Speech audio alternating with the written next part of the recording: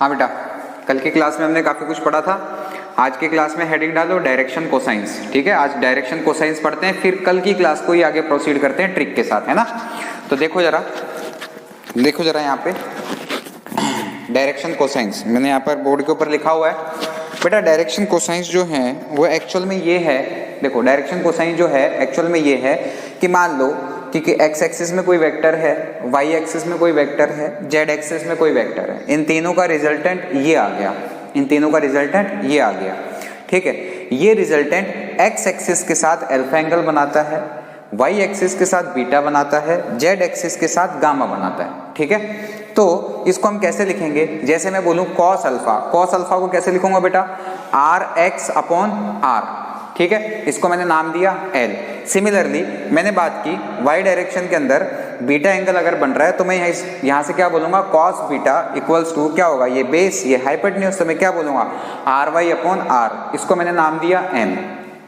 ऐसे ही मैंने बोला कॉस गामा को मैंने कैसे लिखूंगा, आर जेड अपॉन आर, इसको मैंने नाम दिया एन, ठीक है। यहाँ पर ये जो रिजल्टेंट है बेटा आर, इस आर की वैल्यू होगी under root R X square plus R Y square plus R Z square का रूट, ठीक है। अब कोई मुझको यूं कह दे कि sir L square plus M square plus N square की वैल्यू क्या होगी, तो मैं क्या बोलूंगा L square plus M square plus N square equals to cos square alpha plus cos square beta plus cos square gamma, लिख सकता हूं बेटा। इन सबका अगर मैं स्क्वायर करूंगा तो देखो जरा वैल्यू रखूंगा तो क्या बोलूंगा, आर एक्स अपॉन आर पूरे का स्क्वायर प्लस क्या बोलेंगे, आर वाई अपॉन आर पूरे का square plus R Z by R पूरे का स्क्वायर बोला जा सकता है। बेटा इस पूरी चीज को अगर मैं लिखूंगा तो मैं कैसे लिख सकता हूं कि R X square upon R square plus R Y square upon R square plus R Z square upon R. थोड़ा ढंग से लिखेंगे तो बेटा क्या लिख सकते हैं, मैं बार बार बोल रहा हूँ L square plus M square plus N square equals to cos square alpha plus cos square beta plus cos square gamma equals to क्या निकल के आया, ये निकल के आया सर आर स्क्वायर को कॉमन ले लेते हैं, यहाँ लिख देते हैं R X square plus R Y square plus R Z square. तो बेटा जी यहाँ से देखो जरा, यहाँ पर देखो दोनों तरफ स्क्वायरिंग करूंगा तो ये कितना हो जाएगा आर स्क्वायर, और ये क्या होगा R X square plus R Y square plus R Z का स्क्वायर। ओवरऑल अगर देखा जाए तो इस पूरे की वैल्यू कितनी है आर स्क्वायर। अगर वो वैल्यू मैं यहाँ पर पुट कर दूं तो बेटा क्या आएगा R square upon R square equals to 1। तो मैं इस चीज को कंक्लूड करूंगा तो मैं कैसे लिख सकता हूँ, मैं ये लिख सकता हूँ sir L square plus M square plus N square equals to 1, या फिर cos square alpha plus cos square beta plus cos square gamma equals to 1 लिख सकता हूं। एक और चीज बेटा हमने क्या पढ़ा है, हमने ये पढ़ा है cos square theta plus sine square theta equals to 1 होता है। तो यहां से कॉस स्क्वायर थीटा को क्या लिख सकता हूं मैं, 1 minus sine square theta equals to cos square theta लिखा जा सकता है। अगर ये चीज लिखी जा सकती है तो यहां पर लिख सकता हूं 1 minus sine square alpha 1 minus sine square beta plus 1 minus sine square gamma equals to 1। एक 1 से एक 1 को काट दो तो ये क्या आ जाएगा, अपने को आंसर क्या मिलेगा साइन स्क्वायर, एक तो रिजल्ट मेरे को ये मिल ही गया था sine square alpha plus sine square beta plus sine square gamma equals to 2। आया, ये चीजें आई समझ में। चलो ये तो थे डायरेक्शन कोसाइंस, छोटी सी बात ऑलरेडी। हाँ वेक्टर रिजोल्यूशन हम आगे ही पढ़ चुके हैं ऑलरेडी, कंपोनेंट ब्रेक करना बता चुका हूँ कि नहीं बता चुका, ठीक है। तो उसके आगे एक छोटी सी चीज ही आई थी। अब देखो कल वाला क्वेश्चन लेते हैं और ट्रिक बनाते हैं उसके ऊपर अपनी एक छोटी सी, जो हमें याद रहे तो बहुत अच्छी बात, वरना फॉर्मूला तो हम अप्लाई कर ही सकते हैं। देखो जरा कल वाले क्वेश्चन को देखो बेटा। कल मैंने एक क्वेश्चन लिया था, मैंने यूं बोला था सर कोई एक वेक्टर है उसका मैग्नीट्यूड f न्यूटन है, सिमिलरली कोई b वेक्टर है उसका मैग्नीट्यूड f न्यूटन है, और इनके रिजल्टेंट का भी वैल्यू सर f न्यूटन आया था। तो आपको आपको थीटा की वैल्यू क्या होगी ये बतानी थी, आपको थीटा की वैल्यू क्या होगी ये बतानी थी। तो हमने कल सॉल्व किया था इसको, किस फॉर्मूले से किया था? मैंने बोला था sir r equals to under root F square plus 2f into F cos of theta, ऐसा बोला था और यहाँ से मैंने सॉल्व किया था ये वैल्यूज रखने के बाद। तो जो मेरे को थीटा मिला था बेटा, जो मेरे को थीटा मिला था वो कितना मिला था सर? 120 डिग्री मिला था। अब देखो जरा, अगर दो फोर्सेस सेम हो, अगर सिमिलर फोर्सेस किसी एंगल पे लग रही हो तो डायरेक्ट रिजल्टेंट याद रखें हम कि उसकी वैल्यू क्या होगी। सपोज जैसे सेम फोर्सेस लग रही हैं, A equals to F newton लग रहा है, B इक्वल्स टू भी एफ न्यूटन लग रहा है, तो R का वैल्यू क्या होगा, है ना? तो डायरेक्ट देखते हैं, अप्लाई करते हैं फॉर्मूले में, R under root F square plus 2f into F cos theta. थोड़ा और आराम से देखेंगे इसको, थोड़ा तरीके से देखेंगे तो ये कितना हो जाएगा? 2f square plus 2f square cos of theta. बेटा 2f स्क्वायर को कॉमन ले लो अंडर रूट में, 2f स्क्वायर को कॉमन ले लो, 1 प्लस कॉस थीटा बोल सकते हैं r की वैल्यू को, 2f square 1 plus cos theta. बेटा मैं इसको 2 से मल्टीप्लाई और 2 से डिवाइड कर देता हूं, तो देखो ये जो फॉर्मूला निकल के आएगा, देखो मैं बोलता हूं 1 प्लस कॉस 2 थीटा जो होता है वो होता है 2 कॉस स्क्वायर थीटा। ट्रिग्नोमेट्री के अंदर हम पढ़ते हैं, मैथमेटिक्स के अंदर ये फॉर्मूला में याद रहे तो ज़्यादा बढ़िया है, ठीक है। बेसिक में मैंने आपको ये चीज़ नहीं बताई थी, मैंने कहा था आगे आगे फॉर्मूले आते जाएंगे, जिन जिन क्वेश्चन में लगते जाएंगे हम देखते जाएंगे, ठीक। तो यहाँ से मैं क्या लिख सकता हूँ? अंडर रूट, देखना जरा, 2f square into 2 cos square, आधा एंगल है बेटा, थीटा बाई 2 है ये, तो थीटा बाय 2। इसको मैं सॉल्व करूंगा तो जो मेरे को रिजल्ट मिलके आया वो कितना आया? 2f cos theta by 2। ये अगर मेरे को याद रहे तो बहुत ज़्यादा अच्छा है। देखो जरा पिछला वाला क्वेश्चन करते हैं, बेटा देखो पिछला वाला क्वेश्चन जो हमने कल किया था उसको यहाँ पर करते हैं अप्लाई, इस रिजल्ट को। देखो पिछले वाले क्वेश्चन में क्या बोला था? a का वैल्यू भी f है, b का वैल्यू भी f है और r का वैल्यू भी f है, तो थीटा बताओ। थीटा बताना है तो कैसे बता सकते हैं sir? r equals to 2f cos theta by 2 आपने बोला है, तो r का वैल्यू f है, 2f cos theta by 2, f से f cancel sir, 1/2 cos theta by 2। इधर कॉस थीटा बाई 2 हाफ कब होता है? जब एंगल मेरा कितना हो? 60 डिग्री हो। 60 डिग्री होगा तो मैं क्या बोल सकता हूँ कि ये कितना हो गया? 60 degree equals to theta by 2। तो बेटा थीटा की वैल्यू कितनी आ गई? 120 डिग्री। देखो अब आपकी चॉइस है, आप चाहो तो पूरा फॉर्मूला कर अप्लाई करके आंसर निकाल सकते हो, चाहो तो आप सीधा शॉर्ट ट्रिक से निकाल सकते हो। एक और करते हैं, छोटा सा क्वेश्चन एक और करते हैं। ऐसा कोई मेरे को बोल दे कि सर दो सिमिलर फोर्सेस हैं एफ न्यूटन की। सेकेंड प्रॉब्लम देखो, ए का वैल्यू एफ है, बी का वैल्यू एफ है, इनके बीच में थीटा का वैल्यू 60 डिग्री है, ठीक है। इनके बीच में थीटा का वैल्यू कितना है बेटा? 60 डिग्री है। तो आर का वैल्यू बताओ। आर का वैल्यू बेटा मैं डायरेक्ट लिख सकता हूँ 2f cos 60 बाई 2, यानी हो गया 30 डिग्री। cos 30 कितना होता है बेटा? cos 30 होता है √3/2 इंटू का √3/2, 2 से 2 कैंसिल, सीधा आंसर √3f। आर का वैल्यू सीधा आंसर √3f। आया समझ में? आया? क्लियरिटी आई? चलो कुछ आगे बढ़ते हैं, थोड़े अच्छे क्वेश्चंस करते हैं इन्हीं फॉर्मूले के ऊपर। वो उधर साइड में जो मैंने लिखे हुए हैं सारे क्वेश्चंस मेरे को कराने हैं, मैं बताऊंगा, ठीक है। इससे बीच में एक क्वेश्चन और ले लेते हैं, छोटे छोटे क्वेश्चंस ले लेते हैं। देखो जरा,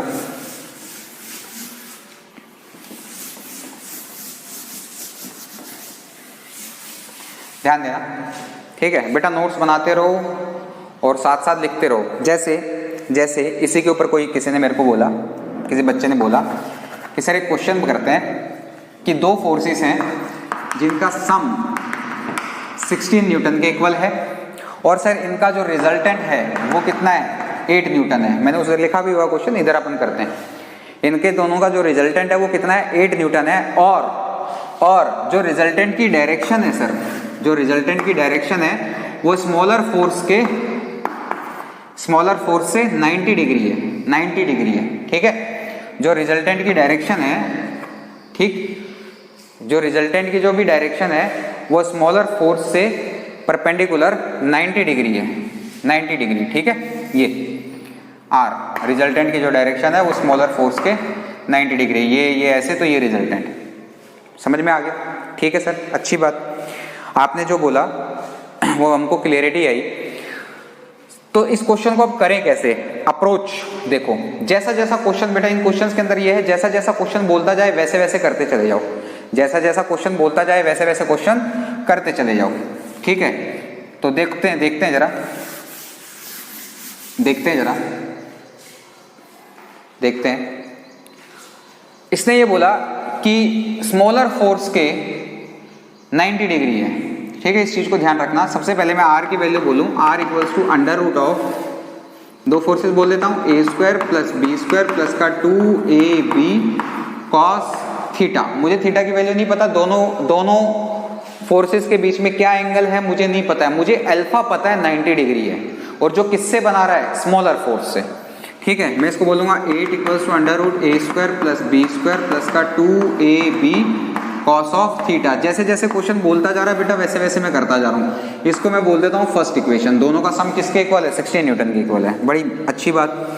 ऐसे ही अगर मैं बोलूँ 1090 की वैल्यू बेटा देखी जाएगी तो मैं क्या बोलूंगा भाई, जिसके साथ बना रहा है वो तो आता है नीचे ए, और जो दूसरी वाली वो होगी, जो फोर्स होगी, उसको क्या बोलूंगा? बी साइन थीटा अपॉन ए प्लस बी कॉस थीटा। बेटा वहां पर ध्यान दो, रिजल्टेंट के अंदर ध्यान दो, अपन ने यही ट्रायंगल लो पढ़ा था, कुछ ऐसा ही पढ़ा था।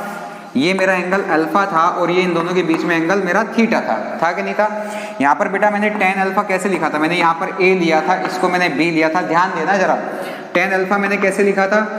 b sine theta upon a plus B cos theta. देखो, जिसके साथ रिजल्टेंट एंगल बना रहा है वो तो आएगा यहाँ पे, ठीक है, और जो दूसरा वाला वेक्टर है वो आ जाएगा ऊपर, फॉर्मूले से आया था। तो सिमिलरली मैं यूं बोल देता हूं कि a के साथ वो 90 डिग्री बना रहा है तो मैंने a को ले लिया नीचे। ठीक है, तो ये चीज मैंने आपको समझानी थी कि सर, ये काफी बच्चों के मन में सवाल ये आ जाता है कि सर आपने यहाँ पर b क्यों लिया, आपने यहाँ पर a क्यों नहीं लिया? तो उसका कारण मैंने आपको समझाया। एक और क्वेश्चन कराऊंगा, उससे और क्लियरिटी होगी। बेटा tan 90 का मतलब क्या होता है? साइन 90 अपॉन कॉस 90, कॉस 90 हो जाता है 0। इसको कैसे लिख सकता हूँ? साइन 90 अपॉन कॉस 90 लिख सकता हूँ ऐसे। ये टर्म तो हो गई बेटा 0 और ये हो गई 1, तो 1/0 लिख सकता हूँ। b sine theta upon a plus B cos theta. यानी मुझे क्या पता चला कि sir a plus B cos theta की वैल्यू किसके इक्विवेलेंट है? 0 के। तो यहाँ से कॉस थीटा की वैल्यू जो निकल के आई बेटा, कॉस थीटा की जो वैल्यू निकल करके आई वो कितनी आई? माइनस का a बाई बी। ये वैल्यू अगर मैं यहाँ पर पुट कर दूं, देखो अप्रोच देखो क्वेश्चन की, जैसे बोल रहा है वैसे ही करना है हमको। मैं जैसे ये वैल्यू यहाँ पर रखूंगा तो बेटा जो मेरे को रिजल्ट आएगा वो कितना आएगा? 8 equals to under root of A square plus B square plus 2ab into minus का a बाई बी, तो माइनस का a बाय बी, b से b कैंसिल, और ये कितना आ जाएगा? 8 इक्वल्स टू अंडर रूट क्या बोल सकते हैं इसको? एक a से ये माइनस हो जाएगा, बोलेंगे b square minus a square. भाई साहब स्क्वायरिंग कर देंगे तो 8 8 जा 64 equals to b square minus a square. थोड़ा और ढंग से लिखा जाए तो बेटा कैसे लिख सकते हैं? 64 b minus a b plus a। देखो बेटा b प्लस a की वैल्यू कितनी है? 16। ठीक है, तो यहां से मुझे क्या पता चला कि sir b minus a equals to 64/16 यानी कि 4। सर b माइनस a की वैल्यू आ गई 4 और सर b प्लस a की वैल्यू है 16। तो क्या बेटा यहां से a और b की वैल्यू कैलकुलेट नहीं कर सकते? a और b की वैल्यू को कैलकुलेट नहीं की जा सकती क्या? यहां से आपकी जो a की वैल्यू आएगी वो आएगी 16 माइनस 4, मैं इसको माइनस कर दूंगा तो जो a की वैल्यू आएगी वो तो आएगी 6 न्यूटन, और b की वैल्यू आएगी 10 न्यूटन। ऑप्शंस जो इस क्वेश्चन में बने थे वो कुछ इस तरीके के थे, 6, 10, ठीक है, 12, 4, 8, 8, none of this, none of this. ठीक है, ऑप्शंस कुछ इस तरीके के बनते हैं। यहां से हमने एग्जैक्ट वैल्यू निकाल ली। आया समझ में? चलो ठीक है, तो नेक्स्ट क्वेश्चन देखते हैं। नेक्स्ट क्वेश्चन देखते हैं, मिटा दो इसको, इसको मैं मिटा देता हूं। नेक्स्ट क्वेश्चन देखते हैं, नेक्स्ट क्वेश्चन देखते हैं। आज सारे जो क्वेश्चंस करेंगे हम रिजल्टेंट और डायरेक्शन के ऊपर जो फॉर्मूला बनाया था हमने उसके ऊपर करेंगे अप्लाई क्वेश्चंस को। 6-7 क्वेश्चंस करने के बाद फिर हम मूव ऑन हो जाएंगे आगे स्केलर प्रोडक्ट और डॉट प्रोडक्ट की तरफ, स्केलर प्रोडक्ट और डॉट प्रोडक्ट की तरफ हो जाएंगे। देखो जरा एक और क्वेश्चन देखते हैं। एक क्वेश्चन ये है बेटा कि कोई दो फोर्सेस है A एंड B, इसकी वैल्यू है P न्यूटन, इसकी वैल्यू है 2P न्यूटन, समझना ठीक है, P न्यूटन 2P न्यूटन। अब इसको इंक्रीज किया, इसको इंक्रीज किया कितने से? 120 न्यूटन से, और इसको डबल कर दिया, इसको डबल कर दिया, तो ये क्या हो गई अब ये P प्लस 120 ओवरऑल न्यूटन। ये कितनी हो गई बेटा? ये हो गई 4P न्यूटन। और कंडीशन ये दे रखी है, दोनों ही कंडीशन में डायरेक्शन ऑफ रिजल्टेंट क्या है? सेम है, तब P की वैल्यू क्या होगी? मैं फिर से बोलता हूं बेटा क्वेश्चन को। दो फोर्सेस हैं P Newton and 2P Newton. अब इसके अंदर P न्यूटन को इंक्रीज कर दिया 120 न्यूटन से, तो ये कितना बन गया? P plus 120 Newton. Similarly B को इंक्रीज किया है, इंक्रीज किया मतलब डबल कर दिया, डबल कर दिया यानी 2P को क्या कर दिया? 4P न्यूटन कर दिया। अब क्या बोला है कि पहले वाली कंडीशन में भी रिजल्टेंट की डायरेक्शन और जो लास्ट वाली कंडीशन जो बनी है उसमें भी रिजल्टेंट की डायरेक्शन क्या है? सेम है। ठीक है, दोनों की डायरेक्शन सेम है, तो P का वैल्यू मेरा क्या होगा? बेटा इसने हिंट मेरे को यहीं पर दे दिया। मुझे फर्स्ट वाली कंडीशन के अंदर भी अगर मैं बात करूंगा कि सर मैं बोलता हूं tan अल्फा इक्वल्स टू मैं क्या बोलूंगा? P sine theta, first condition के अंदर कर रहा हूं बेटा, P sign theta upon 2P plus P cos theta, ये लिखूंगा। सर सेकंड वाली कंडीशन में देखो tan अल्फा ही है, सेकंड कंडीशन के अंदर भी मैं क्या बोलूंगा? P plus 120 sign theta upon 4P plus P plus 120 cos theta, cos theta. बेटा दोनों को इक्वल कर दो, दोनों को इक्वल कर दो, आंसर आ जाएगा फर्स्ट और सेकंड को। तो मैं दोनों को इक्वल कर दूं यहीं पे, क्या मैं यहीं पे लिख दूं इसको, इस पूरे रिजल्ट को यहाँ पे लिख देता हूँ P plus 120 sign theta upon 4P plus P plus 120 cos theta. ठीक है, साइन थीटा से साइन थीटा कैंसिल, ये इधर उधर जाएगा, इधर उधर जाएगा, तो मैं लिख सकता हूं P into 4P plus 120 cos theta equals to क्या बोलेंगे? P into 2P plus P cos theta, और यहां पर क्या था? ये P प्लस 120, P प्लस 120। बेटा अब तो सिंपल आ जाएगा ये रिजल्ट। यहाँ से अगर आप इसको और थोड़ा आगे से सॉल्व करोगे, थोड़ा और आगे बढ़ाओगे, तो यहाँ से आपको P का वैल्यू आ जाएगा, कॉस थीटा आपका कैंसिल हो जाएगा। आप इसको सॉल्व करें आगे, ठीक है, इसको सॉल्व करके सिंपल सा रह गया है। आप इसको मल्टीप्लाई करेंगे तो 4P स्क्वायर प्लस कितना रह जाएगा यहाँ पे? 4P square plus 120 P cos theta, और यहाँ पर भी आएगा तो यहाँ पर भी ये टर्म आएगी, तो 120 से 120 वहाँ से कैंसिल आउट हो जाएगा आपका। ये सॉल्व करना, P का वैल्यू आएगा। ठीक है, दो वैल्यूज आएंगी, एक वैल्यू आपका आंसर होगा।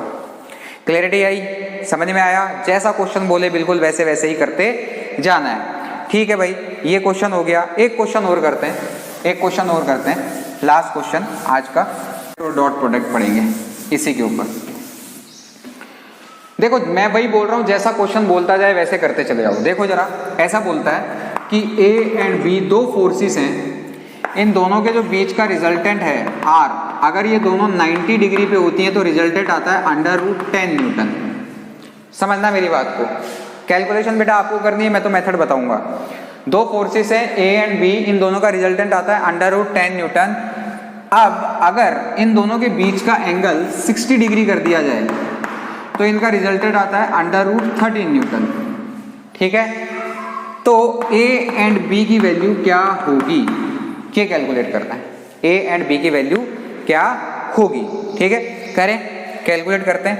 इस वाले केस में क्या बोलूंगा, √10 न्यूटन इक्वल्स टू, बेटा वापस क्या बोलूंगा, a² plus b² plus 2ab cos 90 0 हो गया तो ये पूरी टर्म 0 हो गई, cos 90 होता है ये खत्म 0, ये 0 होते ही मैं क्या बोलूंगा, a² प्लस b² की वैल्यू आ गई 10। एक इक्वेशन तो बनी ये।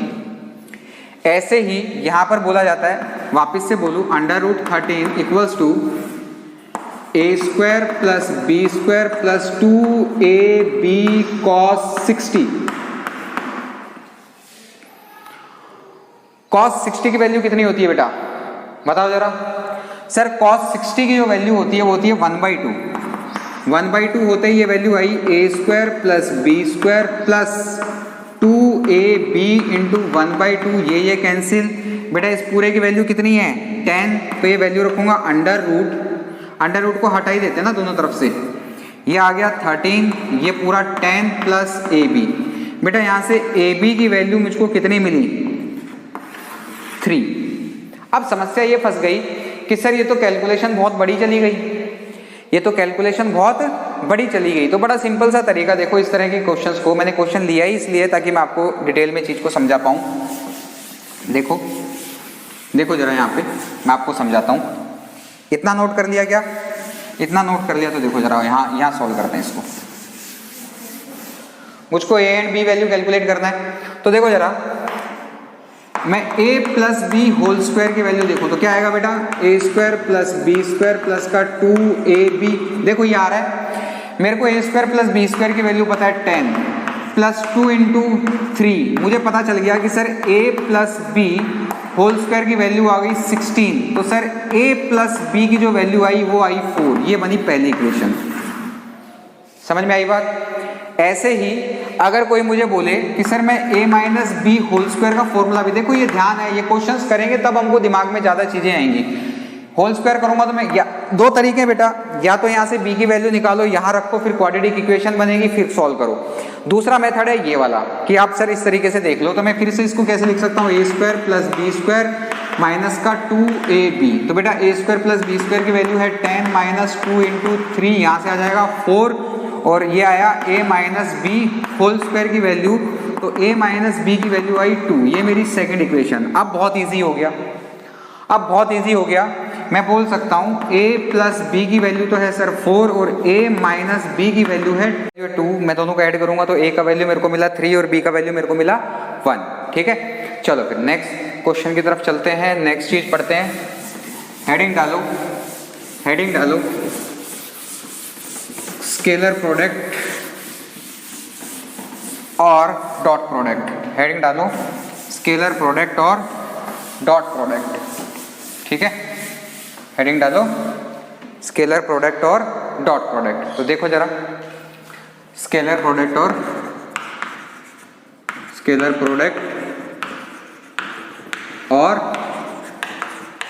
डॉट प्रोडक्ट एक ही बात है,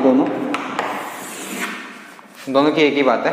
देखें क्या होता है, तो देखो जरा मैं बताता हूं। जैसे कोई भी दो वेक्टर है बेटा, a vector dot b vector, ठीक है, तो ये क्या होता है, इंडिविजुअल वेक्टर्स का मैग्नीट्यूड का प्रोडक्ट साथ में cos ऑफ थीटा, इन दोनों वेक्टर्स के बीच में जो एंगल है उनके प्रोडक्ट के इक्वल होता है। ठीक है, तो डॉट प्रोडक्ट को मैं क्या बोलूंगा, it is the multiple of, it is a product of individual magnitudes of vectors and the cosine angle between them. ठीक है, इसको हम क्या बोलेंगे, तो ये जो अदिश गुणनफल, हिंदी में बोलूंगा तो क्या बोलूंगा, अदिश गुणनफल क्या होता है, ये जो परिमाण होगा, परिमाण दोनों सदिशों के परिमाण तथा इनके मध्य जो कोसाइन एंगल है इनके गुणनफल के बराबर होगा। सिंपल बात। इसको डॉट प्रोडक्ट बोला क्यों गया बेटा, डॉट प्रोडक्ट क्यों बोला गया या फिर इसको स्केलर प्रोडक्ट क्यों बोला गया। ठीक है, इसको डॉट प्रोडक्ट या फिर स्केलर प्रोडक्ट इसलिए बोला गया क्योंकि इनके गुणनफल या फिर मल्टीप्लिकेशन के बाद मुझे ये जो पूरी की पूरी क्वांटिटी मिलती है ये स्केलर क्वांटिटी मिलती है। क्या मिलती है? स्केलर क्वांटिटी, जिसका सिर्फ और सिर्फ क्या होगा? मैग्नीट्यूड होगा। क्या होगा? मैग्नीट्यूड होगा, डायरेक्शन नहीं होगी। ठीक है, कोई बच्चा बोलेगा कि सर ये भी वेक्टर है, ये भी वेक्टर है, तो वेक्टर इंटू वेक्टर तो वेक्टर ही आना चाहिए ना। नहीं, इसीलिए इसका नाम स्केलर प्रोडक्ट रखा गया है। क्यों? क्योंकि इसमें सिर्फ और सिर्फ क्या मिलेगा? स्किन के प्रोडक्ट से हमें क्या मिलेगा? सिर्फ और सिर्फ मैग्नीट्यूड मिलेगा, डायरेक्शन नहीं मिलेगी। ठीक है, तो अब अगर हम कुछ प्रॉपर्टीज की बात करें तो हेडिंग डालो कि प्रॉपर्टीज ऑफ स्केलर प्रोडक्ट और डॉट प्रोडक्ट। तो देखो जरा, प्रॉपर्टीज की अगर मैं बात करूं तो सबसे पहले प्रॉपर्टी की मैं बात करूंगा तो मैं क्या बोलूंगा कि बेटा चाहे मैं अब जैसे डॉट प्रोडक्ट है तो चाहे मैं ए डॉट भी लिखूं या फिर बी डॉट ए लिखूं, कोई फर्क नहीं है, कोई फर्क नहीं पड़ना चाहिए। तो इस लॉ को बोलते हैं कम्यूटेटिव लॉ। ठीक है, तो हमें क्या बोलूंगा कि यह कम्यूटेटिव लॉ को भी फॉलो करता है, इट फॉलोज कम्यूटेटिव लॉ। ऐसे ही ये एसोसिएटिव लॉ को भी फॉलो करता है, डिस्ट्रीब्यूटिव लॉ को भी फॉलो करता है। A dot B plus C vector, इसको भी फॉलो करेगा, A dot B vector plus A dot C vector. ठीक है, इन सबको फॉलो करेगा ये डिस्ट्रीब्यूटिव और एसोसिएटिव लॉ को। फिर जो थर्ड पॉइंट आता है, सेकेंड पॉइंट या प्रॉपर्टी का जो नेक्स्ट पॉइंट होगा उसमें क्या बोलेंगे कि एंगल बिटवीन टू वेक्टर्स क्या होगा? Angle between two vectors. तो डॉट प्रोडक्ट में एंगल बिटवीन टू वेक्टर्स की मैं बात करूंगा तो मैं A vector dot B vector equals to क्या लिखता हूं बेटा?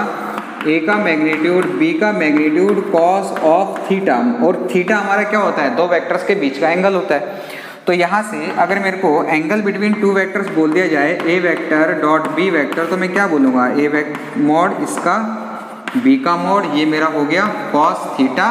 तो थीटा की वैल्यू जो आती है बेटा वो कितनी आती है? वो आती है sir cos inverse A vector dot B vector upon magnitude of A magnitude of B.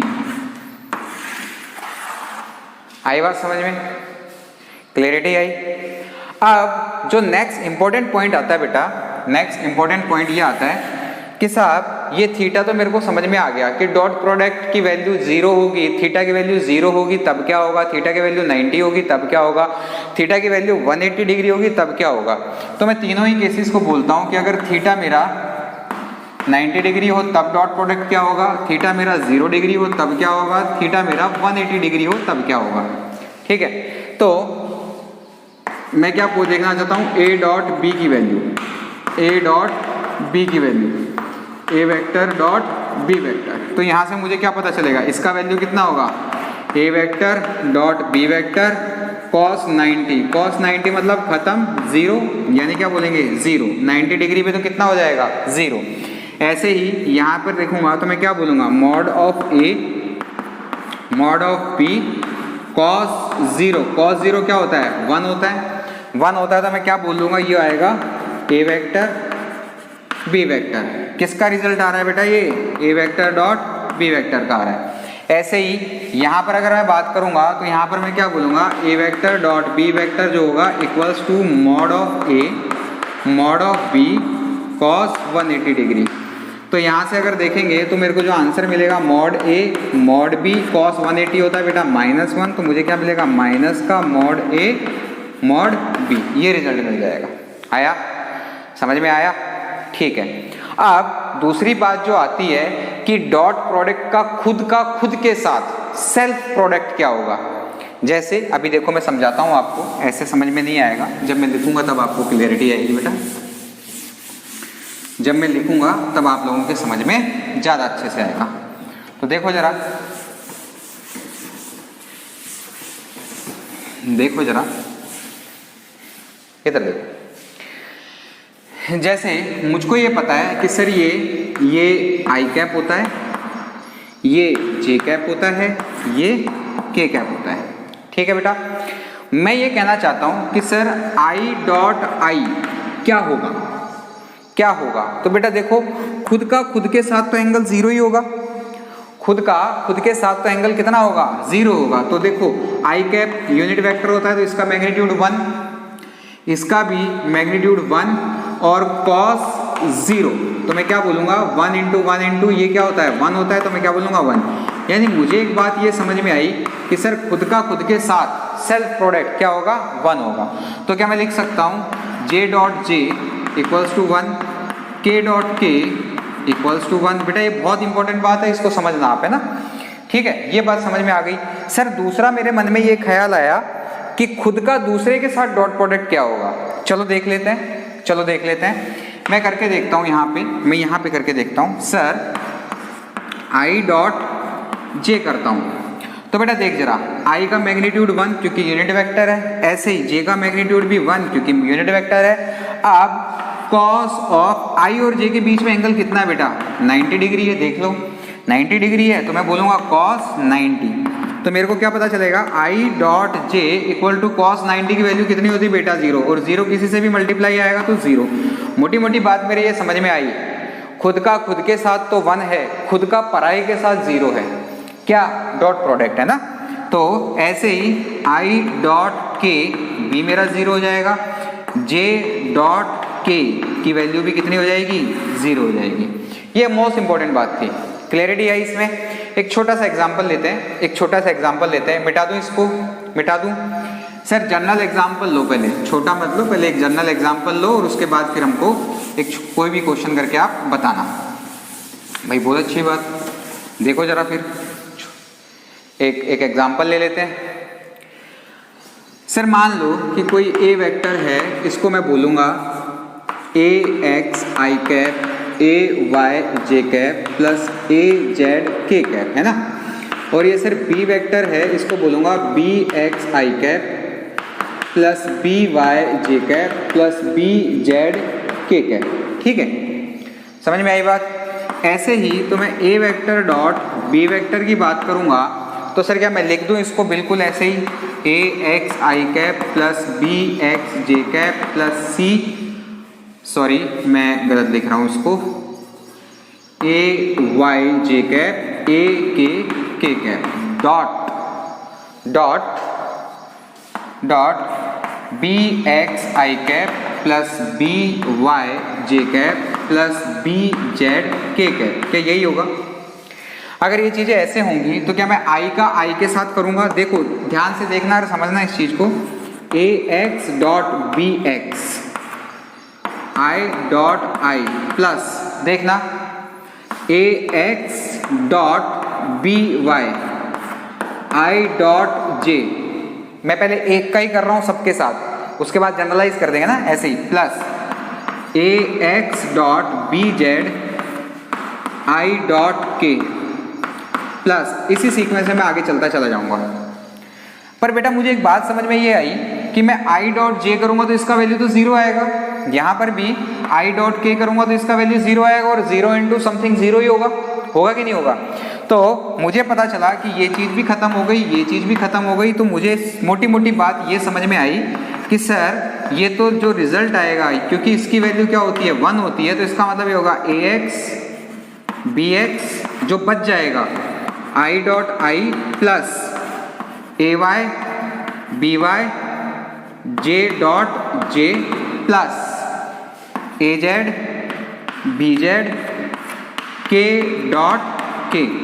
तो ये वैल्यू 1, ये वैल्यू 1, ये वैल्यू 1, और मेरे को फाइनल रिजल्ट क्या मिलेगा बेटा? मिलेगा A X dot B X plus A Y dot B Y plus A Z dot B Z.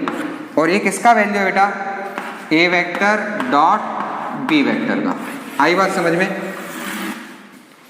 Clarity आई? चीज़ें समझ में आई? तो अब अगर मुझे सारी चीज़ें समझ में आ गई हैं तो मैं एक छोटा सा रैंडम एग्जांपल लेता हूँ और मैं आपको बताता हूँ। देखो इसमें कहीं पर भी डायरेक्शन आई क्या? ये मैग्नीट्यूड ही तो आया।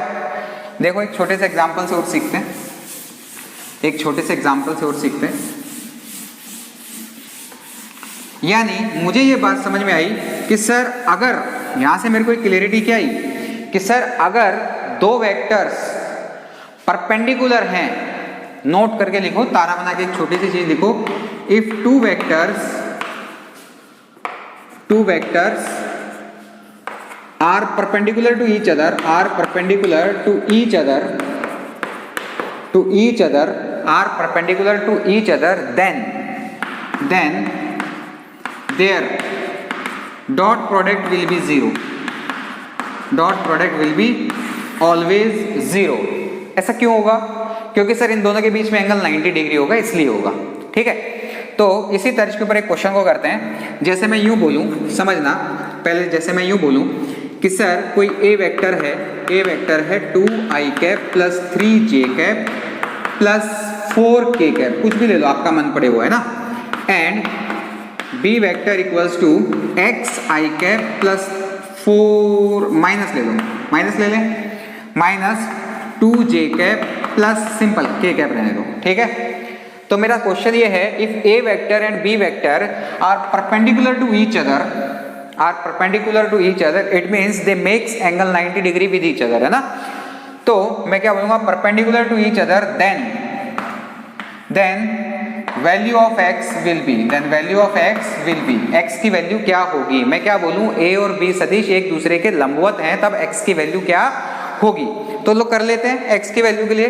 मुझको क्या पता है कि a डॉट b की जो वैल्यू होती है बेटा वो कितनी होती है, a dot b equals to 0 होता है। बोल होता है कि नहीं होता है, 0 होता है। तो मैं सिंपली a डॉट b की वैल्यू निकाल लेता हूँ, a डॉट b वेक्टर। तो बेटा a का वैल्यू कितना है, 2i cap plus 3j cap plus 4k cap. बेटा मैंने रैंडम डेटा लिया है ना, equals to xi cap minus का 2j कैप प्लस का k कैप। ठीक है, i वाले को i के साथ मल्टीप्लाई कर दो, 2 into x plus 3 into minus 1 plus 4 into 1, खत्म हो गया। तो यहाँ से इनका डॉट प्रोडक्ट क्या आना चाहिए, 0 आना चाहिए। तो मैं क्या बोलूँगा, मैं बोलूँगा 2x माइनस 3 प्लस 4। यहाँ से जो मेरे को वैल्यू मिल के आई x की, वो आई है माइनस का 1/2। कैलकुलेट कर लो, ये 1 बच जाएगा, इधर आएगा -1 और 1/2। आया आपको समझ में, डॉट प्रोडक्ट आया समझ में। ठीक है, तो ये तो हो गया डॉट प्रोडक्ट, सिंपल मैंने जो आपको बात बताई इसमें। नेक्स्ट हेडिंग डालो वेक्टर प्रोडक्ट या फिर क्रॉस प्रोडक्ट। नेक्स्ट हेडिंग डालो वेक्टर प्रोडक्ट और क्रॉस प्रोडक्ट, वेक्टर प्रोडक्ट और क्रॉस प्रोडक्ट। ठीक है, वेक्टर प्रोडक्ट और cross product. Next heading vector product और क्रॉस प्रोडक्ट, वेक्टर प्रोडक्ट और क्रॉस प्रोडक्ट। अब बेटा क्योंकि इसका नाम ही क्या है, वेक्टर प्रोडक्ट, तो वेक्टर प्रोडक्ट के अंदर मैग्नीट्यूड भी आएगा और डायरेक्शन भी आएगी। जैसे a vector cross b vector equals to, ये क्या होता है, mod of a mod of b sine theta dot n cap. बेटा ये तो हो गया मैग्नीट्यूड, और ये n कैप क्या बता रहा है, ये जो रिजल्टेंट आया है इसकी डायरेक्शन को बता रहा है, इसकी डायरेक्शन को। n कैप क्या है, एक यूनिट वेक्टर है, और बेटा मैं बार बार बोलता हूँ यूनिट वेक्टर क्या बताता है, डायरेक्शन को बताता है। आया समझ में। तो चलो देखो डॉट प्रोडक्ट निकालना सीखते हैं, उससे पहले कुछ बेसिक प्रॉपर्टीज। वही मैं बोलूँगा सर, वहाँ पर तो मैं a dot b vector equals to b dot a लिख देता था, लेकिन यहाँ पर मैं a vector cross b vector equals to b cross a नहीं लिखूंगा। क्यों नहीं लिखूंगा, क्योंकि अगर होता मैग्नीट्यूड तो मैं सीधा लिख देता, लेकिन अब इसके साथ क्या आ रही है, डायरेक्शन भी आ रही है।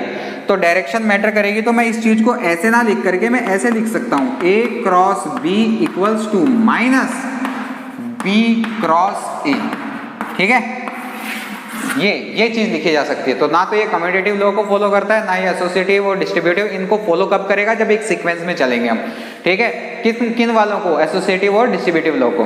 ठीक है, अब जो नेक्स्ट चीज आती है, वही सारी चीजें कर सकते हैं कि भाई इनके बीच में एंगल कितना होगा, साइन थीटा। अब जो मेजर इंपॉर्टेंट बात है क्रॉस प्रोडक्ट के अंदर, उसके अंदर बेटा ये देखना है खुद के साथ प्रोडक्ट क्या बनता है इसका।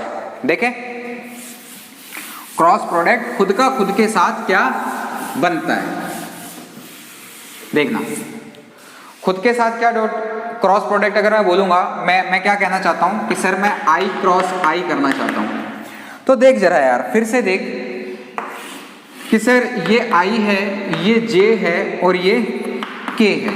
ठीक है, आई है, जे है, के है, तो आई का आई के साथ करूंगा तो एंगल मेरा कितना हो जाएगा 0, तो इसका मैं बोलूंगा तो 1, इसका भी बोलूंगा 1 और sine 0 dot N cap. Sine 0 0 होता है बेटा, तो मुझे क्या पता चला आई क्रॉस आई इक्वल्स टू 0, यानी खुद का खुद के साथ तो होगा 0। चलो देखते हैं जरा आई क्रॉस जे कैप करके देखते हैं। तो देखना जरा ध्यान से देखना, ये बहुत इंपॉर्टेंट चीज है। मैं कैसे जा रहा हूं, मैं ऐसे जा रहा हूं, है ना, आई क्रॉस जे। तो बेटा आई क्रॉस जे करूंगा ना, तो इसकी जो डायरेक्शन बताएगा वो कौन बताएगा, क्रॉस प्रोडक्ट। दोनों के बीच में एंगल कितना है 90 डिग्री। तो देखो जरा मैं क्या बोलूंगा, आई एक यूनिट वेक्टर है तो 1, सिमिलरली 1 साइन 90, एंगल देखो वहां पे 90 डिग्री बन रहा है, डॉट क्या बोलूंगा, रिमेनिंग साइड जो होगी वो क्या बताएगी, डायरेक्शन। तो यहां से क्या पता चला, आई क्रॉस जे के इक्वल होगा। बड़ी अच्छी बात, यानी मुझे मोटी मोटी बात क्या पता चली कि सर मैं अगर ऐसे चलूंगा तो यहां से मुझे क्या पता चला कि सर जे क्रॉस के जो होगा वो किसके इक्वल होगा। बेटा ध्यान से देख ले, बहुत काम की चीज है, ये चीज ऐसे होगी। सर इसका मतलब के क्रॉस आई करूंगा तो ये इसके इक्वल होगा, जे के इक्वल होगा। सर ये बात भी आ गई समझ में। सर अगर मैं उल्टा चलूंगा तो क्या होगा, उल्टे का मतलब जे क्रॉस आई, मैं ऐसे चल रहा था, अभी मैं ऐसे चल रहा था, अगर मैं ऐसे चलूंगा तो कुछ भी नहीं होगा बेटा, बस डायरेक्शन पलट जाएगी, माइनस साइन आगे आ जाएगा ना, बस। क्यों, क्योंकि ये क्या बताता है, डायरेक्शन को ही बताता है। तो मैं जे क्रॉस आई करूंगा तो क्या बोलूंगा, माइनस का के कैप। सर मैं के क्रॉस आई करूंगा तो मैं क्या बोलूंगा, माइनस का आई कैप। सर मैं आई क्रॉस के करूंगा तो मैं क्या बोलूंगा, माइनस का जे कैप। यानी खुद का खुद के साथ तो आएगा 0 और खुद का पराई के साथ आएगा बेटा ये। बहुत अच्छी बात सर, ये चीजें तो मेरे को समझ में आ गई। अब मुझे एक बात बताओ सर, मुझे एक बात बताओ कि मैं क्रॉस प्रोडक्ट निकालूंगा कैसे। ये बहुत इंपॉर्टेंट बात है, ध्यान से सुनना। ये बहुत मिटा दूं इसको, आप नोट करते रहें, वीडियो को पॉज करके नोट करते रहें, वीडियो को पॉज करके देखो। छोटी सी बात देखते हैं फिर समझते हैं। मैं क्या बोलता हूँ बेटा, जैसे कोई ये दो वेक्टर हैं, ए वेक्टर इक्वल्स टू, मैं आपको निकालना सिखाऊंगा एक छोटे से एग्जांपल से। मैं पिछली बार की तरह नहीं कराऊंगा, जैसे मैंने एक रैंडम एग्जांपल लिया, मैं एक क्वेश्चन के फॉर्मेट में लेता हूँ, है ना। जैसे इसको बोला 3i cap plus 2j cap plus का k कैप, है ना। मैंने बोला बी वेक्टर है i cap plus j cap minus k cap, मैंने ये ले लिया। बेटा डिटर्मिनेंट मेथड कहते हैं इसको, सीखो जरा इस चीज को। मैं बोलूंगा a vector cross b vector, देखना a vector cross b vector. तो देखो इसको करने का तरीका कुछ इस तरीके से बनाते हैं, ध्यान से देखना बेटा। ऊपर लिखेंगे i cap j cap k cap, इधर चलता है plus minus plus, standard method है, देखना इसको बोलते हैं डिटर्मिनेंट। मैथ्स वाले बच्चों को तो आता है, आप बायो वाले हो तो सुनो 11th में। तो मैं क्या बोलूंगा, पहले वाले a वेक्टर को लिखूंगा 3 2 1, इसका मैग्नीट्यूड लिखूंगा 1 1 माइनस 1। तो देखो इसको करने का तरीका, इसको सीखने का तरीका देखो। सबसे पहला तरीका क्या बेटा, देखो पहले लिखो जो ऊपर है ये आई को ऐसे कैसे लिखा, इसको फिर छुपा लिया, ठीक है, इसको छुपा लिया। 2 into minus 1, 2 into minus 1 minus ये इंटू ये 1 इंटू 1, ठीक है। क्या बोला मैंने, आई लिखा, ये इंटू ये, माइनस लगेगा तो माइनस जे कैप, इसको छुपा लिया। ये इंटू ये 3 into minus 1 minus 1 into 1, 1 into 1। तरीका सीख लो बेटा, तरीका सीख लो ऐसे ही, plus K cap plus K cap, आप के को छुपा लो, 3 into 1, 3 into 1 minus 2 into 1, 2 into 1। आया तरीका, आया समझ में।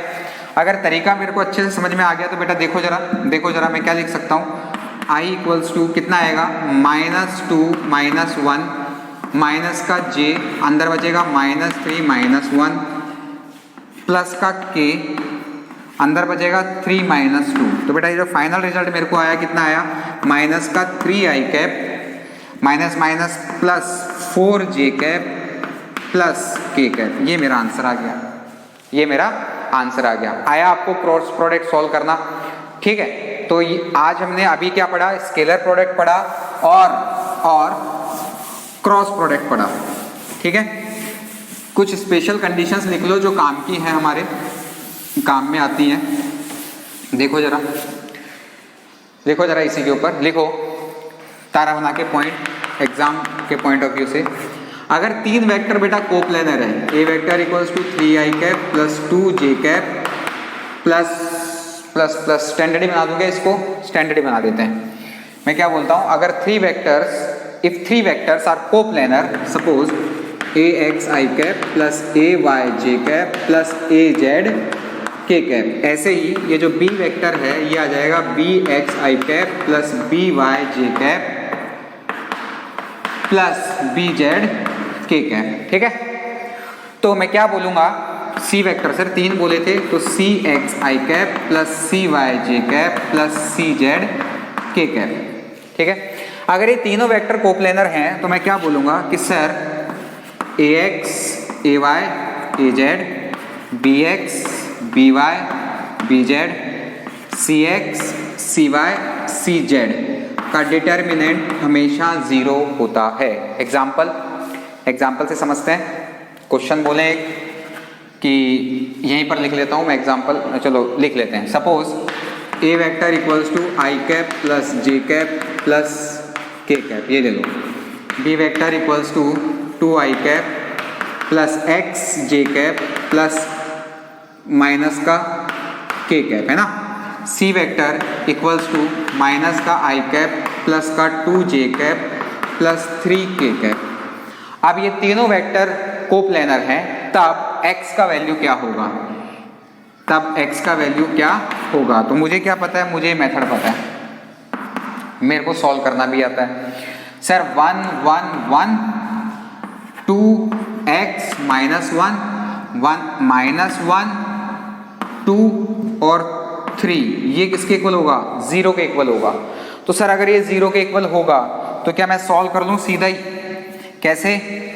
इसको लिखेंगे 1 इंटू, छुपा देंगे 3x minus 2, 3 into x minus क्या बोलेंगे 2 into minus 1, plus minus plus चलता है तो माइनस 1, इसको छुपा देंगे 2 into 3 minus minus 1 into minus 1। देखो मैं कुछ लिखने में गड़बड़ी नहीं कर दूं, देखो मैं कहीं लिखने में गड़बड़ी नहीं कर दूं।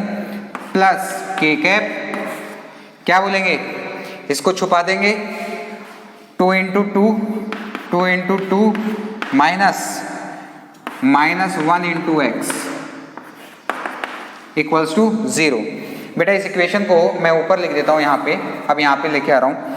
तो कितना आएगा ये 3x माइनस 3x प्लस 2, कितना आएगा बेटा ये 3x प्लस 2 माइनस कितना आएगा बेटा 2 3 जा 6 माइनस 1 5, क्या रह गया ये 5। देखो कैलकुलेशन में कहीं कुछ गड़बड़ नहीं हो जाए। के कैप तो कुछ है ही नहीं ना, के कैप की जगह पे क्या है 1 ही है। यहाँ पर क्या बोलेंगे 1 2 2 जा 4 minus minus minus plus 4 plus X equals to 0। तो ये कितना आएगा 3x, ये कितना आ जाएगा आपका 6 plus 1 plus X equals to 0। देखो ना 4 2 6 माइनस 1 प्लस 1, ये आएगा या 4x plus 1 equals to 0 where x equals to minus का 1/4। समझ में आया कोप्लेनर वाली कंडीशन। चलो नेक्स्ट कंडीशन देखते हैं, मिटा दूं इसको। नेक्स्ट देखते हैं, अगर दो वेक्टर्स कोलिनियर हैं, देखो सेकंड पॉइंट इसी पे लिखो second point, if two vectors are collinear और पैरेलल देन तो क्या कंडीशन होगी। सेकंड पॉइंट, ए वेक्टर कितना है ax i cap ay j cap plus az k cap. ऐसे ही कोई b वेक्टर है, मैं क्या बोलूँगा bx i cap bz j cap by j cap plus bz K cap है। ठीक है, मैं क्या बोलूँगा, if these two vectors are collinear और पैरेलल, यदि ये दो वेक्टर समरेखीय तथा समांतर हैं, तब क्या कंडीशन होती है, तब होती है ax upon bx equals to ay upon by equals to az upon bz, ये कंडीशन बनती है बेटा। ठीक है, एग्जाम्पल से समझते हैं। जैसे क्वेश्चन बोलते हैं a vector equals to 2i cap plus 3j cap plus k cap. ठीक है, और b वेक्टर जो है वो बोलेंगे, b वेक्टर को हम बोलते हैं 4i cap plus 6j cap plus xk cap, then x equals to what. अगर ये कोलिनियर और पैरेलल वेक्टर है तब x की वैल्यू क्या होगी। तो बेटा बड़ी सिंपल सी बात है, मैं इसको करूंगा 2/4 equals to 3/6 equals to 1/x। बेटा किसी से भी कंपेयर कर लो, ये 1/2 आ जाएगा। तो 1/2 इक्वल्स टू 1/x, यानी x बिकम्स 2 है। इस तरह के क्वेश्चंस कुछ बनते हैं इसके ऊपर। नेक्स्ट जो टाइप है वो देखो, मिटा दूं इसको,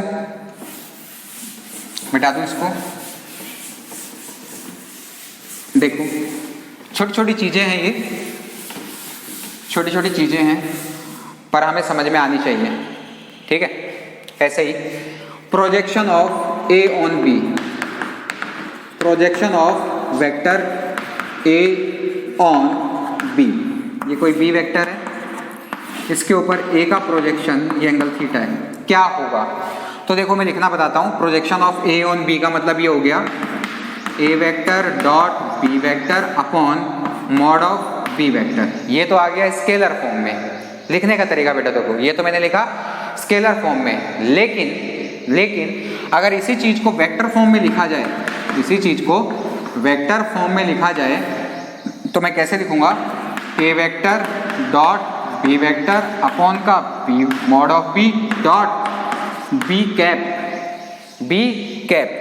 तो मैं इसको क्या लिखूंगा, A vector dot B vector upon mod of B into कितना आ जाएगा, B vector upon mod of B. ये इसका वेक्टर फॉर्म हो गया।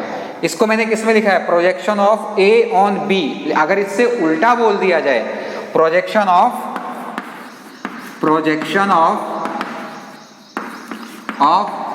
बी ऑन ए, इससे उलट बोल दिया जाए बेटा, तो अगर इससे उलट बोल दिया जाएगा तो कैसे लिखा जाएगा, A vector dot B vector upon mod of A, नीचे मॉड आ जाएगा। अगर वेक्टर फॉर्म में बोला जाएगा तो A vector dot B vector upon mod of A dot या इनटू ए कैप। आया समझ में, projection of A on B लिखना, या बी ऑन ए को कैसे लिखेंगे। चलो ये सब बातें भी हमको समझ में आ गई। अब जब ये सब बातें हमें समझ में आ गई तो बेटा एक छोटा सा पॉइंट और लिखो, छोटा सा पॉइंट मतलब यूं ही, हालांकि मुझे काफी पहले बता देना चाहिए था ये वाला पॉइंट। आप एक बात बताओ, जैसे ये कोई ए वेक्टर है, ये कोई बी वेक्टर है, तो जाहिर सी बात है इनका रिजल्टेंट आर होगा, मैं बोलता हूं ए वेक्टर का जो मैग्नीट्यूड है वो है 100 और जो बी वेक्टर का मैग्नीट्यूड है वो है 20। तो एक बात बताओ, रिजल्टेंट किसकी तरफ झुका हुआ होगा, टिल्ट होगा किसकी तरफ। जाहिर सी बेटा देख, एक बात बता, मैं ऐसे खड़ा हूं, एक मुझे 100 न्यूटन से इस तरफ खींच रहा है, एक मुझे 20 न्यूटन से इस तरफ खींच रहा है, तो मैं किसकी तरफ जाऊंगा, मैं 100 वाले की तरफ जाऊंगा। तो हमेशा जो रिजल्टेंट होता है, रिजल्टेंट जो होता है वो इंक्लाइंड होता है, झुका हुआ होता है, इंक्लाइंड टुवर्ड्स लार्जर वेक्टर, उस तरफ झुका हुआ रहेगा जिसका मैग्नीट्यूड ज्यादा होगा। ठीक है, ये सारी बातें हमने क्लियर कर ली है, हमें अच्छे से समझ में आ गया बेटा। अब कुछ स्पेशल पॉइंट्स हैं, वो हम लिखेंगे और थोड़े बहुत क्वेश्चंस करेंगे, फिर चैप्टर का हमारा एंड है। तो बेटा ये हम स्पेशल पॉइंट्स जो हैं, जो कंपटीशन के पॉइंट ऑफ व्यू से जो चीज़ें चल रहे हैं, इनके अंदर थोड़ा सा आगे और बढ़ते हैं। तो मैं यूँ बोलता हूँ, जैसे किसी ट्रायंगल की अगर साइड्स दे रखी है, नेक्स्ट पॉइंट आप लिखें, अगर किसी ट्रायंगल की साइड्स किसी ट्रायंगल की sides A vector and B vector से मेंशन है, A vector and B vector से मेंशन है, तो मैं उस ट्रायंगल का जो एरिया है वो लिखूंगा हाफ ऑफ, मैं क्या लिखूंगा, half of magnitude A cross B. ये बात आई समझ में? ठीक है। ऐसे ही अगर किसी पैरेललोग्राम के डायगोनल्स मुझे पैरेललोग्राम के डायगोनल्स विकर्ण्स की मैं बात करूंगा, डायगोनल्स अगर मेरे को ए वेक्टर एंड बी वेक्टर दे रखे हैं तो जो इसका एरिया होगा वो क्या होगा, ए क्रॉस बी। ठीक है। लेकिन अगर मुझे पैरेललोग्राम की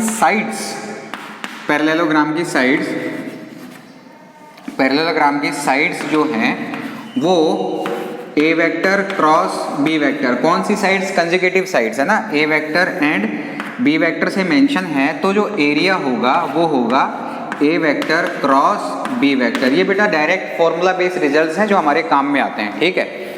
ऐसे ही अगर कोई मुझे कह दे कि सर किसी वॉल्यूम, क्यूबॉइड का वॉल्यूम बताओ, क्यूबॉइड का वॉल्यूम बताओ, वो क्या होगा यदि उसकी जो साइड्स हैं ए वेक्टर, बी वेक्टर और सी वेक्टर से मेंशन है, ए वेक्टर, बी वेक्टर और सी वेक्टर से मेंशन है, तो मैं क्या कहूँगा कि जो इसकी साइड्स, जो वॉल्यूम आएगा क्यूबॉइड का वो आएगा A vector dot B vector cross C vector. ठीक है। यही रिजल्ट आएगा यदि तीन vector A vector comma B vector and C vector coplanar हैं, तो हम कह सकते हैं कि जो ये रिजल्ट होगा वो कोप्लेनर वेक्टर्स के लिए B cross C vector equals to 0 हो जाता है। ठीक है। कोप्लेनरिटी की ये कंडीशन है। तो ये कुछ बेसिक रिजल्ट्स थे जो हमारे कंपटीशन के पॉइंट ऑफ व्यू से बहुत काम के हैं। ऐसे ही मिटा दो बेटा इसको। ऐसे ही अगर मैं बात करूं, एक और इम्पोर्टेंट पॉइंट है जिसको बोलते हैं लामीज थ्योरम, जो आती है हमारी क्या, लामीज थ्योरम। मैं आपको उसका जो प्रूफ है वो हमारे सिलेबस में भी नहीं है, डिटेल में नहीं है, लेकिन हाँ कहीं कहीं पर लग जाती है। तो देखो जरा लामीज थ्योरम क्या होती है। लामीज थ्योरम ये कहती है कि किसी ट्रायंगल के तीन वेक्टर हैं ए, ये वेक्टर बी और ये वेक्टर सी। ठीक है। ये तीनों वेक्टर क्लोजिंग साइड्स है, पूरा क्या बना रहे हैं, ये क्लोज कर रहे हैं। अगर ट्रायंगल लो लगा दे तो रिजल्टेंट इस डायरेक्शन में आना था, लेकिन अब हो क्या रहा है यहाँ पे, A vector plus B vector plus C vector equals to 0, close loop बना रहे हैं ये सेम डायरेक्शन में। ठीक है। तो अगर ये मेरा एंगल अल्फा है, ये मेरा बीटा है और ये गामा है, तो देखो जरा साइन को कैसे लिखेंगे हम, मैं क्या बोलूँगा, साइन अल्फा अपॉन सामने जो वेक्टर है उसका मैग्नीट्यूड इक्वल्स टू, ये इक्विवेलेंट होंगे किसके, ये लामीज थ्योरम बोलते हैं बेटा ना, ये इक्विवेलेंट होंगे साइन ऑफ बीटा, और बीटा के सामने वाली साइड कौन सी है, magnitude of B. Similarly sine of gamma, इस गामा के सामने वाली साइड कौन सी है, सी। ठीक है। इसके इक्वल होगा। क्लैरिटी आई। लामीज थ्योरम भी हमको समझ में आ गई है। जब ये सारी चीज़ें हमें समझ में आ गई तो एक क्वेश्चन लास्ट और कर लेते हैं, जो नॉर्मली हमें पहले ही कर लेना चाहिए था, लेकिन लास्ट में ठीक है, अब जब एंडिंग की तरफ आ रहे हैं तो कर लेते हैं।